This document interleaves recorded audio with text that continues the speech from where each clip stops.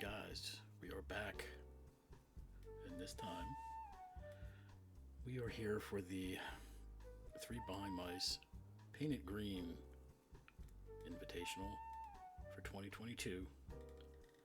We're going to be working on this 1968 Beatnik Bandit, who has definitely seen some better days.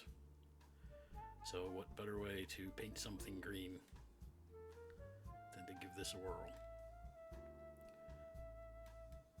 So I chose this because it's been one of my favorite castings, and this is kind of the way I like to find them at garage sales and flea markets. I tend to find that if at least the glass, the canopies, and at least all the axles are there, you can work with them and at least maybe pick up a replacement part, which I did for this. I picked up the replacement motor, which unhappily turned out to be plastic. I thought it would be a die-cast metal motor, but it wasn't. It was plastic. So that was the only really disappointing thing. And maybe a little less disappointing, but still disappointing, was that when I actually had to drill the posts out. These posts on these cars are very, very, the diameter is very narrow, and kind of got off track with my drill bit a little bit. So I ended up tearing the posts when I went through to tap them. So I have a workaround for the end, which actually worked out pretty well. It was something that kind of dawned on me towards the end when I was reassembling this. So even though I'm drilling the posts here and I have the footage, the process was going well until I actually went through and tried to tap them. I guess my drill bit was a little off kilter, and then following up with the tap, I ended up just basically ripping both posts. So a screw was not gonna hold it together. That's unfortunate, but I have a workaround that's actually kind of cool at the end. So the body went into the paint stripper, and our base goes into full strength CLR for about 5 minutes. And after the dip in CLR, I brought it over to my drill press and my buffing wheel with some polishes, and which actually turned out pretty well considering. 53 years old, looking pretty good. So no major cracks in the canopy, but there are some scuffs and dings in it, so I decided to wet sand it. And this process is just, rinse and repeat, literally. Various grades of sandpaper, 1000, 2000, and then at the end of doing this, after I was satisfied with the scratches and scrapes that I was able to get out, I used a from StuMac for fretwork on guitars. It's a 4000 grit. Basically, it's a sanding eraser, fret eraser, if you will, and that really smooths out the remainder of the scratches that you make, and kind of gives it a uniform, cloudy, smoky look. And that's all I'm doing here. I'm just following up on the scratches I put in with the sandpaper. You can still see some of those nicks were pretty deep, but I wasn't going to buy a new canopy. So all I did was I took it over to my buffing wheel and hit it with a couple of different polishes, and I can live with that. And it looks pretty good, and it's in one piece, which is the major bonus. So after straightening my axles, I am now putting on a set of wheels from Bright Vision. The front took a small wheel, and the rear is a medium wheel. I ended up using a deep dish version for these. And these wheels went on super easy. I just had to make a couple of minor adjustments and make sure she rolls, and she does. So we're happy with that as well.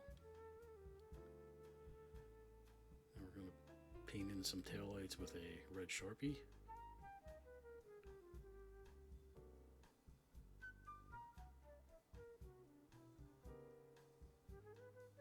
And our paint choice was actual legit Spectraflame paint from the Red Line shop. So it's just your standard green, which you can see there after our body was buffed and polished. And here is my workaround for the busted posts. I also, since the motor or engine was plastic, it didn't have the metal tabs that sit in the that lock into the engine compartment. So this steel stick is functioning for two reasons. One is to fill the void in the bottom of the motor. So there's a solid platform. So I'm just cutting a little piece, this 2-part epoxy steel stick, and I'm just filling that void in.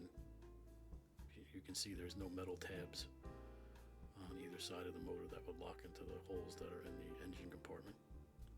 And then I'm going to take one more small piece and place it in the engine compartment and just squish it in there.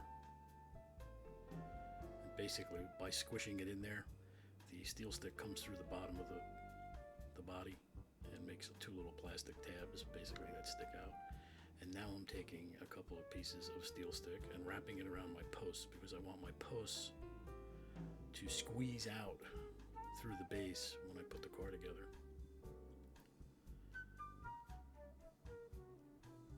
So all I'm doing is squeezing everything together here and hoping to get some squeeze out. And I'm pushing back the steel stick from the front end that would stick out of the, like where the radiator would be on the car.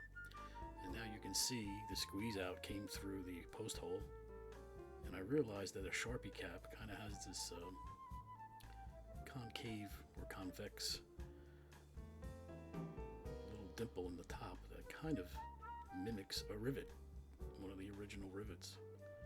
So fortunately, I didn't get enough squeeze out in the rear rivet, but the front rivet looks like a real one. If you wanted to, you could probably put a little silver paint on there and make it look like an original rivet. So just gonna give her a little polish here, like some fingerprints and some other things off. Here's what we started with. Definitely a scrapyard Beatnik Bandit. Just left out there all by its lonesome. And like I said, this is the way I like to find them, because there's definitely hope. I've seen guys, and you've seen them too. Some of our friends here that we follow, their channels, have recreated things from a worse situation. And here she is in Spectraflame green.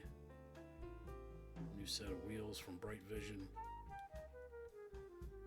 And resurrected, hopefully to last another 53 years. I think she looks pretty good. I do give you an aerial view here of the canopy so you can get a better look. And I did go back. I didn't do it before I did the reveal here, but I did go back with a razor knife and cut away the excess squeeze out underneath the engine, like the outside of the engine that was squeezing out. So you can still see some imperfections in that canopy. And that steering wheel just trips me out. I just love it. Reminds me of a golf cart steering wheel. Some of those old school golf carts. There she is, guys.